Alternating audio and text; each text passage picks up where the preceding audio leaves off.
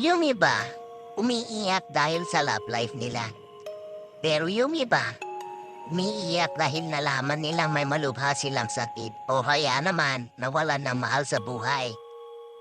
Naawa ko doon sa taong niloko o hindi binigyan ng maganda o maayos na love life.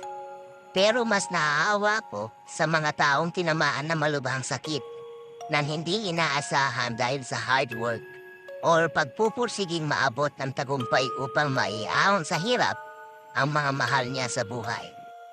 My point is, mas mahalaga ang kalusugan, lalong-lalo na ang buhay natin. Isa lang ito at hindi na maibabalik pa kung mawala. Pahalagahan natin yun dahil walang kakwenta-kwenta kung umiiyak o nagdadalamhati ka nang dahil lang sa isang lalaki o babae na hindi naman para sa iyo. Isipin mo na lang na maswerte ka at yan lang ang nararanasan mo.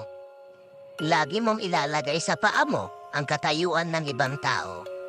Huwag kang magsayang ng luha kung hindi naman talaga dapat. Maswerte ka kasi may mga may pamilya, may magulang, at mga kaibigan na hindi ka tatalikuran sa likod ng mga katangahan mo sa pagmamahal. Learn how to value life. Huwag mo ilaan ang sarili mo, luha mo, pera mo at effort mo. Kung alam mong hindi mag-earn for that. Ang love, nandyan lang yan. Darating yan sa tamang panahon. Pasayahin mo ang sarili mo sa pamamagitan ng ibang bagay. Just learn to appreciate things, what you have, and things what you can do to yourself to make you happy.